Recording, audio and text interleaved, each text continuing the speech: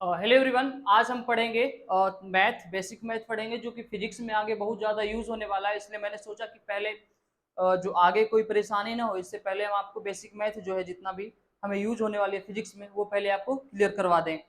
तो इसमें थोड़ी सी नई जो बच्चे होंगे, जो भी नए नए 10th से 11th में आए, उनको थोड़ा सा प्रॉब्लम होगा। तो घबराना नहीं है, बहुत ही आसान भाषा में बेसिक मैथ पढ़ने, आपको पूरी मैथ नहीं पढ़नी है। जैसा कि आपने पहले पढ़ भी लिया होगा ट्रीगो में थोड़ा सा, तो हमें यहाँ पे बेसिकली ट्रीगो यूज होता है, थोड़ा सा पॉलिनोमियल के बारे में जानना होता है। और पूरा कैलकुलस है, थोड़ा सा उसमें डिफ्रेंसिएशन और इंटीग्रेशन हम समझेंगे। लॉग लिमिट उसी में थोड़ा थोड़ा आपको बता देंगे, उसका रूल और क्या होते हैं। तो जैसा कि मैंने इससे पहले आपको बताया था कि मैथ जो है, फिजिक्स को बहुत अच्छे ढंग से समझने के लिए आपको मैथ आना ही आना है। जैसे कि मैंने एक उदाहरण भी छोटा सा लिया था, बहुत ही फनी सा, कि जो यहाँ पे फिजिक्स है और मैथ है, जो हस्बैंड सॉरी वाइफ और हस्बैंड का रोल निभाता है। जैसे कि फिजिक्स है वो वाइफ है और मैथ जो है वो हस्बैंड है। अगर आपको बच्चे पैदा करने हैं तो वाइफ को हस्बैंड के साथ जुड़ना पड़ेगा, तभी बच्चे होंगे। उसी प्रकार से फिजिक्स है, उसके साथ अगर आप मैथ को जोड़ते हैं तभी आप इक्वेशन को सॉल्व कर पाते हैं। अगर आपके पास मैथ नहीं है, फिजिक्स है, तो सिर्फ आपके पास थ्योरी है, आप उसको इक्वेशन में बनाकर सोल्व नहीं कर सकते। लेकिन अगर आपके पास सिर्फ मैथ है, आपके पास थ्योरी कंप्लीट नहीं है, फिर भी आपसे इक्वेशन सोल्व नहीं होगा। उसी प्रकार से जिस प्रकार से सिर्फ वाइफ है, हस्बैंड नहीं है, तो बच्चे नहीं होंगे। उसी प्रकार से कि हस्बैंड है लेकिन वाइफ ही नहीं है, तो भी बच्चे नहीं होंगे। तो ये दोनों एक दूसरे से काफी इंटरकनेक्टेड हैं, एक दूसरे से बहुत ही नजदीकी रिलेशन के साथ जुड़े हुए हैं, जो कि आपको आना ही आना है। अगर आपको फिजिक्स को इक्वेशन को सोल्व करने, उसको अच्छे ढंग से समझना है, तो आपको मैथ आना ही चाहिए। तो हम स्टार्ट करेंगे आज से कैलकुलस, जिसमें सबसे पहले हम आपको पढ़ाएंगे डिफरेंशिएशन, उसके कई सारे रूल हैं वो पढ़ा देंगे। उसके बाद उसी में थोड़ा सा लॉग लिमिट के बारे में बता देंगे। उसके बाद हम स्टार्ट करेंगे इंटीग्रेशन, जिसमें डिफिनिट और इनडिफिनिट इंटीग्रेशन पढ़ना है। उसमें भी ज़्यादा टाइम नहीं लगेगा, 2 या 3 वीडियो बनेंगे, उसमें सारे कवर हो जाएंगे डिफरेंशिएशन से लेकर इंटीग्रेशन तक। तो सबसे पहले हम आज स्टार्ट करेंगे differentiation.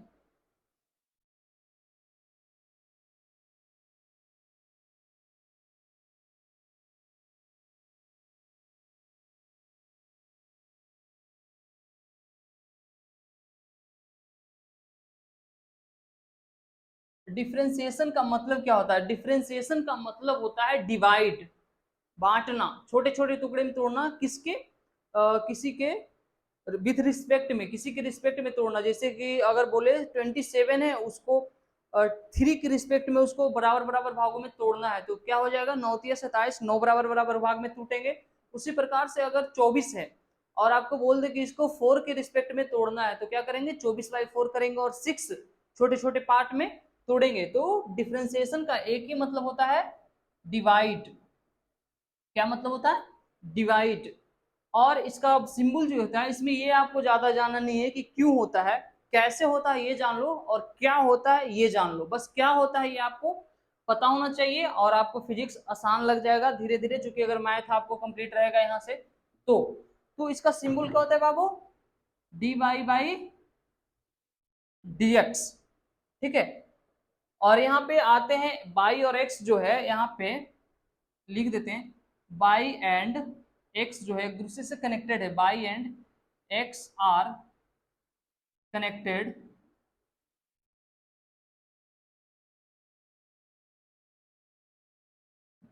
Connected. X and y are two variables हैं, ये दोनों इसका जो sorry, x and y are two variables which is connected to each other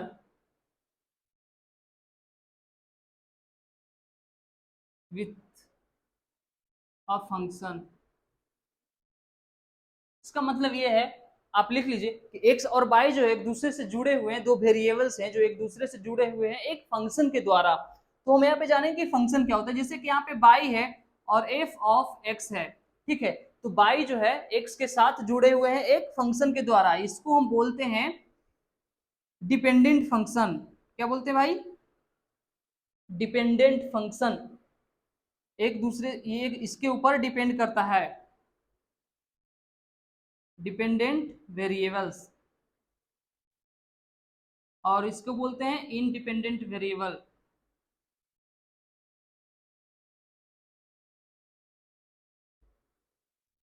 I hope कि यहाँ तक आपको कोई दिक्कत नहीं होगा। सिंबल सिर्फ बताएं कि सिंबल एक dy बाई dx होते हैं, और x और y जो है दो वेरिएबल्स हैं जो एक फंक्शन के द्वारा जुड़े हुए हैं। जो y है f ऑफ x है, x के जगह पे कुछ भी लिखेंगे तो y का मान चेंज होते चल जाएगा। अगर यहाँ पे x है, यहाँ पे हम 2 लिखा तो y का मान 2, अगर 3 लिखा तो 3। तो ये जो है डिपेंडेंट फंक्शन है, इसके ऊपर डिपेंड करता है, ये इंडिपेंडेंट वेरिएबल्स हैं दोनों। यहाँ तक में कोई दिक्कत आई थिंक नहीं होना चाहिए। उसके बाद आगे पढ़ेंगे कि फंक्शन क्या होते हैं और फंक्शन के कितने भेद प्रकार होते हैं, how many type of function, and उसके सारे रूल्स को पढ़ेंगे कि कौन कौन से रूल्स है उसको सही ढंग से समझने के लिए। तो बेसिकली फंक्शन जो है 5 ढंग से मुझे पढ़ने हैं, 5 टाइप के पढ़ने हैं। तो हमें पहला फंक्शन जो पढ़ना है उसको बोलते हैं कांस्टेंट फंक्शन। कांस्टेंट फंक्शन आपको कॉपी पेन निकाल कर लिखते चलना है। दूसरा होता है हमारा पॉलिनोमियल फंक्शन।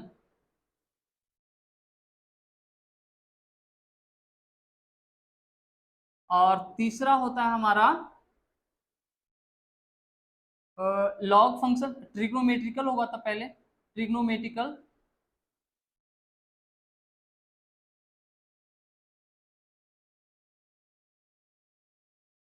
उसके बाद चौथा हमारा होगा लॉग फंक्शन। उसके पांचवा होगा exponential function.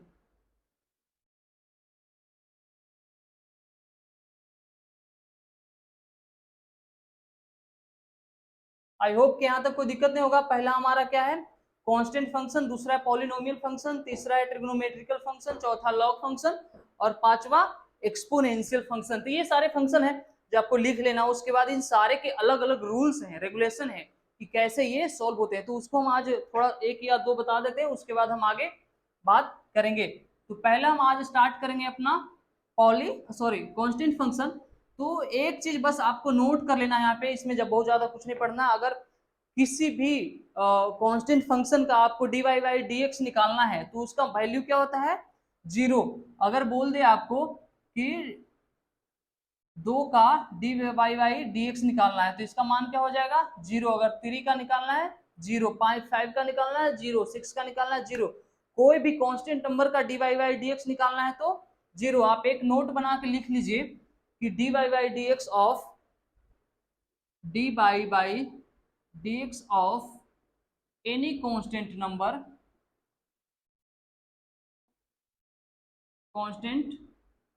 number is equal to 0।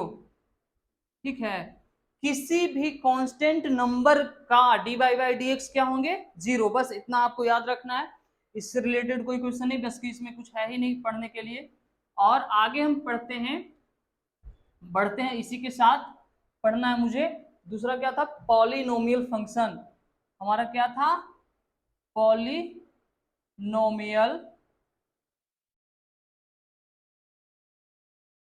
Function.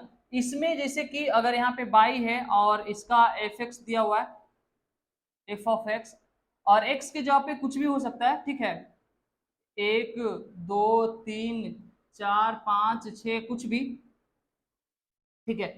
तो इसका फंक्शन हम कैसे निकालेंगे, अगर यहाँ पे सॉरी गलती हो गया, y बराबर f की पावर x की पावर n है, और यहाँ पे n के जगह पे कुछ भी हो सकते हैं, 1 2 3 4 5 6 डॉट डॉट डॉट आगे बढ़ते रहेगा।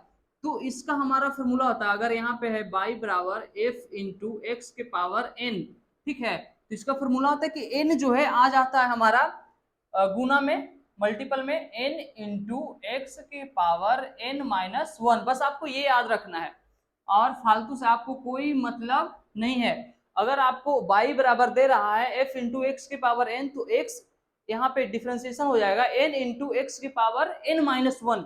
जैसे कि यहाँ पे अगर आपको मिल जाए कि y बराबर x के पावर में 5 है, तो इसका आंसर क्या हो जाएगा भाई, 5 इंटू एक्स के पावर 5 माइनस 1। तो इसका आंसर 5 इंटू एक्स के पावर 4। बस इतना आपको पता होना चाहिए।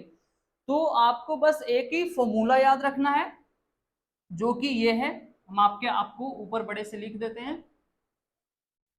पॉलिनोमियल फंक्शन में बस आपको एक ही फॉर्मूला पढ़ना है। अगर कोई बोल दे y बराबर एफ ऑफ एक्स के पावर n है, ठीक, तो by D by by D x बराबर क्या हो जाएगा, D by by D x बराबर हो जाएंगे n इंटू एक्स के पावर n माइनस वन।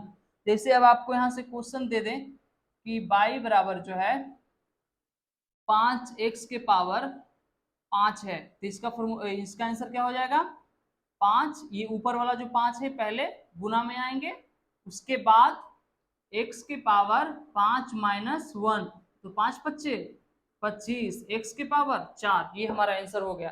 तो पॉलिनोमियल फंक्शन हमारा इतना ही है, इससे ज्यादा और कुछ नहीं है।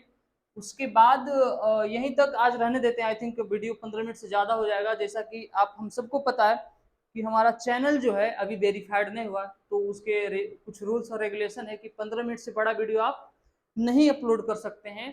तो इसी कारण हमें वीडियो छोटी करनी पड़ रही है। और बस 2 फंक्शन हो गए, 3 फंक्शन और बचे हैं जो कल हम करवा देंगे। उसके बाद एक ही या 2 वीडियो में और भी जो है इंटीग्रेशन लगेगा, उसको भी हम 2 वीडियो में कवर कर लेंगे। तो चलते हैं, ठीक है।